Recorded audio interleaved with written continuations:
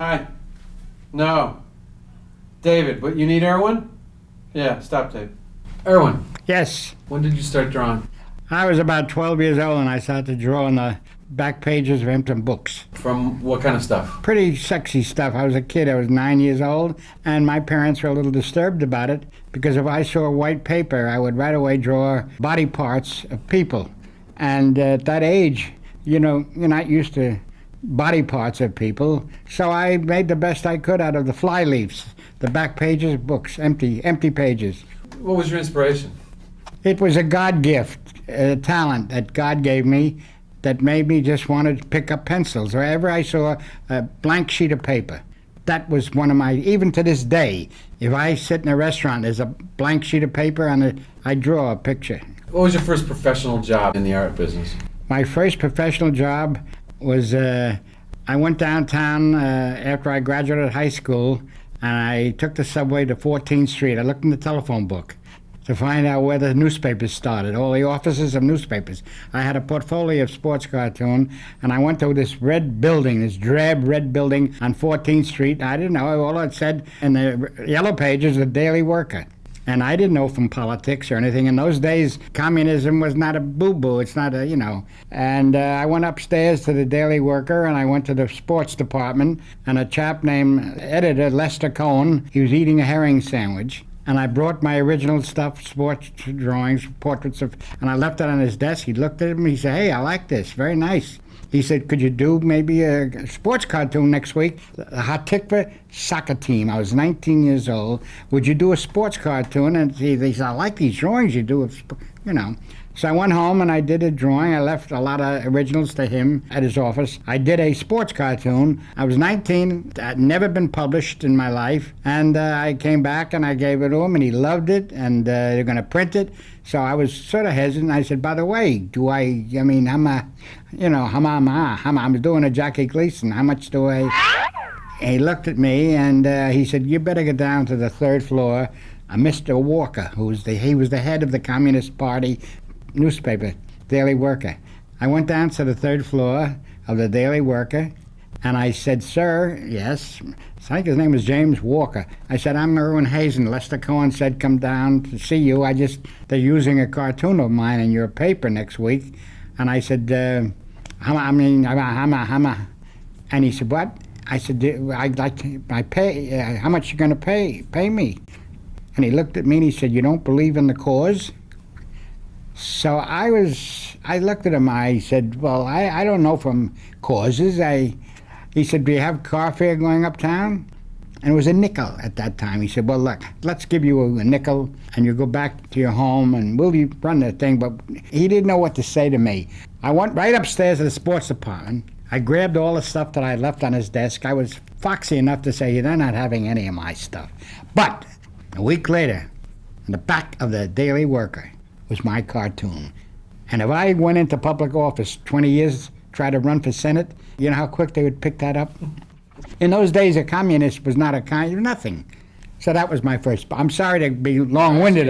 In those days, the communists were supporting the Spanish Civil War. On Absolutely, the right side. absolutely. And it was a legitimate party in America. It was just another party. It was the Independent Party, Progressive Party, Communist Party, no deal. So the sports cartoons, they get you anywhere after? Yeah, that started me on a roll. I was told there was a magazine up on 49th Street, boxing magazine, Prize Fight. And it was run by a guy named Billy Stevens. He was out of Chicago. And Billy Steinberg, his name was. But Billy Stevens was a character, Broadway character, with the white fedora hat, like the guy I'm going to tell you about. And I went in with his portfolio, and he looked at it. He says, "Hey, kid," everybody used to call me kid in those days. "I like what you're doing here. This is good. Yeah, I can put you on my staff to a hotel room." And he said, "Well, I want you to type out the weekend fight results and also do some drawings from the magazine covers." So I was all excited. I got a job for $8 a week. He said, "You start tomorrow." He said, 11 o'clock, the Hotel Forest Hotel on 49th Street, the hangout for all the boxing characters and this and that. Damon Runyon had his penthouse suite up on top, and below that was a lot of seedy little hotel apartments. And he said, "When you come back tomorrow, bring me a Danish." I went I swear. And I went home. I told my folks, hey, I got a job, So I went down the next day, and I got the Danish at 11 o'clock. I brought him up to the hotel suite, and I said, Billy, Mr. Steven or whatever. He said, come on, kid. And he's in the bedroom, and there's a little anteroom, which is like his office. And he had a girl in bed with him. And it was just like nothing, he didn't miss a beat. He said, put the Danish on the table, and I got the out-of-town results over there. And I went to work, and the girl left or whatever. And he came in, business as usual, and a guy named Izzy Singer, a third-rate pug. Has-been was sitting in the corner of his office, 6'4" with cauliflower ears, reading comic books. You worked at Chesler? Chesler, Harry Chesler. How long did you work for Harry Chesler? 6 months. It was like a classroom with Irv Novick, Mort Meskin, Charlie Biro, Wally Wood, and we all sat like little kids, ragamuffins, sitting at our little boards, and I would do fill-ins. I would do sports cartoons for whatever magazine Harry Chesler was operating, publishing. This was the shop. So at the end of each week, he'd ask every one of us to come up singularly. The first time I was looking for my whatever I got paid, whatever the heck it wasn't a hell of a lot. He would ask all these cartoonists to come up singularly and ask them a very simple question. How little do you need to live on? That was how he paid you. And of course, this man in his 60s became a multimillionaire. What kind of guy was Harry? What did he look like? He wore a hat in this room, and he wore a vest and a tie and white shirt and a big cigar in his mouth, and he had the hat on. He looked like a Talmudic rabbi, but he was not that. And he walked around with his children. How little do you need to live on? He was a fatherly kind of guy. He was a fatherly kind of guy, and if he liked, he adopted Joe Kubert, he adopted somebody else, I think you may have mentioned. George Tusk? Yeah. Were there any bad kids? No, actually they weren't. There were no bad kids. They were all hardworking. I know what you're saying. No. No one got out of line. No one got out of line. We sat there, and I'll never know how we sat, why we. But this was the only place, at that time, the only place to get a job, to get work. And when you were doing work, did you trade off? Did you only do your own work, and Irv did only? I only did my own work. So there wasn't any kind of trade-off. Still, someone doing pencil, someone doing ink. Not at that time. Afterwards, when I went into the big time, quote, DC Comics and everything, I would mostly do penciling and inking. I'd do the whole thing. I had an uncle who was an artist, and he knew somebody at DC, Donenfeld, Superman Comics. It was Superman at that time. He said, go up and bring your samples to Jack Leibowitz, who is now the multi-billionaire head of this whole opera. Now, at that time, he was the accountant to Harry Donenfeld, DC Comics. Well, I'll never forget, he used to wear black shiny suits. They were worn. He was an accountant, this guy, Jack Leibowitz, who now lives in the Pierre Hotel. And he's a banker now. He's like 90 years old. And he looked at my work, and he didn't know. He's an accountant. He said, go down to see Sheldon Mayer and EC Comics, MC Gaines, whose son now ran, before he died, Mad Magazine. So Sheldon Mayer, yeah. I went down the subway in New York City, Lafayette Street. I went up to the third floor of the building. I'm always going into third floor buildings. And he liked my work, Shelley Mayer. And then that was the beginning of a beautiful friendship, like in Casablanca. And then finally it came to the attention of Mayer that I was a damn good cover artist. For some reason or other, I gave, pardon the expression, I gave great cover. And it was one of the good things, because I got bored with doing this. And also I couldn't compete with Alex Toth, Carmen Infantino. They're real good artists in those days, really damn good. Mine was, all right, pedestrian. But when it came to covers, I did a lot. I did most of the Wonder Woman covers. And I still don't believe to this day how I could do those great covers. I see them. And I couldn't do inside stuff I couldn't do. The covers themselves are the things that actually sell the book. They sell the book. So the point is that if you're a good conceptual artist, that's what you come up with in terms of... Yeah. Carmen Infantino was a great cover man. I mean, we had a certain whatever it was, and apparently they liked my stuff, and apparently the book sold. I never asked. I would never say, hey, how did my issues sell? You didn't do that. No, but the point is, if it sold well, you got another job, so you pretty much knew. Well, so you just went on from year to year, and I was working there for about 12 years. And what was it like to work with Shelley Mayer? Crazy guy. We had a lover. We loved each other. Taught me how to horseback ride. He was a real character. And he was a wonderful guy in developing raw talent, let's say, which I had at the time. And he was tough on you. I sometimes would walk into his office with an assignment, and in those days they had windows. You didn't have doors in offices. Everyone had a window, and you'd see everybody operating in this business. And somebody said one day he saw me standing in front of Shelley's desk. Shelley looked at my work and took each page and threw it up on the ceiling. But that's the way he taught. That's where he indoctrinated you into being a good artist or whatever. But he was a little bit whacked out. We became very, very close friends. I was at his apartment on Pearl Harbor. December 7th, I was there on Uptown New York, and he was...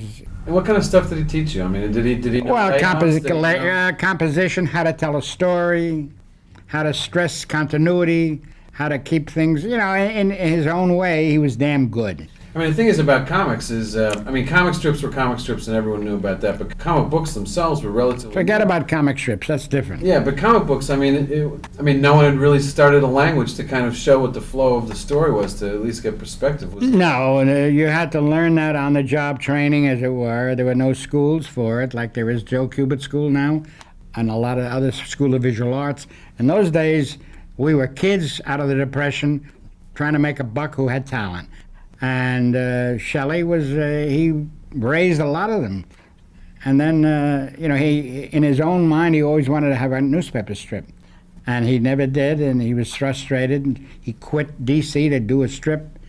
He was outdated, and we were dear friends. And when I got Dondi, he banished me from his friendship because he couldn't handle his best friend successfully doing what he always wanted to do. And I worked for them for a couple of years. I did a lot of covers, and Green Lantern, I created it. Actually, a lot of us, we didn't create it. It was a conference thing. You'd sit with an editor and a writer, and they'd have me come in and say, Irwin, this is what we want.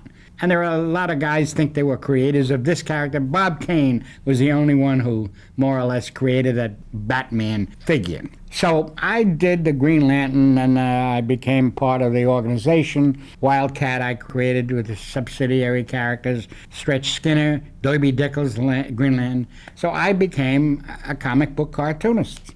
Who are some of the writers you guys worked with? Bob Kanigher, Julie Schwartz was an editor. Bob Kanigher was a damn good writer. But the greatest writer of all of them, who unfortunately was a loser, Bill Finger, who they honored last night posthumously. We became dear friends, but this poor bastard, pardon the expression, this was always late. He wrote all the Batman stories. He created all the characters, the Joker, the this, the that. He worked with me with the Green Lantern, and he couldn't meet deadlines, and he was always late, and it was sad. It was a sad, brilliant genius, sad. Did you go in the service? I went into the service in 1942, just barely, because I'm 5'2", and I was under the height requirement, barely, and I couldn't wait to get out of where I was living with these people I was living with. My father, my mother, my grandmother, and grandfather. That's another story we don't want to touch. But I was glad to get into the Army. It was like going away to camp. Fortunately, I didn't get killed, but they put the stamp limited service. Where'd you go? Fort Dix, New Jersey, and it was a cold winter, very cold winter in 42. I was in my tent. They had tents, and they gave me an issue of a long army coat, very long on me, and I'm sleeping in the first night on the tent, and I caught fire in the stove. Well, that'll keep you warm. It kept me warm for about an hour and a half. They just checked and said, give the kid a coat, issue. It's called an issue. And then after that, I went across the campus, unquote, at Fort Dix. I went right to the newspaper office. I was a feisty... you know how you think of yourself another time, like I'm aside, looking at that kid. I went right across this thing to the newspaper office. I went up to the newspaper office. The sergeant was Jimmy Cannon, one of the most famous sports writers in New York City. He was in the Army. And I said, hey, Sergeant, I write poetry. You think I could write for the newspaper here? Cannon was the kind of a New York playboy type, not attractive, but playboy type. He figured he's got a good assistant here, so he can go home on passes. He said, well, kid, you know, I can do what you usually. We'll put you here for a couple of months just to keep you here. I was a gopher. And finally, he got shipped out to Germany. The colonel came over to me, Art Barnett, who was an actor on The Honeymooners, believe it or not. Art Barnett, an actor, Jackie Gleason's Honeymooners. I saw reruns. He said, would you like to be the editor? Yes, sir. I became the editor of the Fort Dix Reception Center Gazette. I did a comic strip called Route Step O'Malley. I interviewed all the celebrities, Walker Robinson, Sugar Ray, Charles Adams. He 6'4". I had to walk him across the campus of Fort Dix because he wanted to call his mother. I got out of the service and I was called by the New York Post through a friend of mine to do the comic strip, The Goldbergs. And they called me down and asked me if I'd like to do a daily strip. It wasn't going anywhere. It was so ethnic. The Goldbergs couldn't syndicate it all over the country. But it was a New York strip. And I had another chance at a wonderful part of my life because I worked in the newspaper office. The crux of my life with comics is that I always wanted to have my own comic strip. The others didn't. The New York Post at the time was very liberal, and I was able to work in the office and watch the presses just like in the movies. Heck MacArthur, I'm sitting there doing the strip. Oh, what a time, what a time. And it lasted a year, and that's when FDR died, and I was in the city room. April 5th or April 12th, came over the wires, and everybody stopped in the city room and cried. And that was from there on in. I went back to D.C. How'd that work out? I went back to do my old covers and things. Shelley was there, and then I was ushered into the office of the executive editor. Things weren't going too well for whatever I was doing, wasn't selling, or whatever, my work, whatever. But he had something in mind when he talked to me. He said, Irwin, I was like 34 at the time. He said, Irwin, you're a swell guy, you're a bachelor, and easy, what the hell, why don't you take a trip? A guy like you should. You're single, take a trip, go to Europe, or so whatever. I didn't know I was being fired.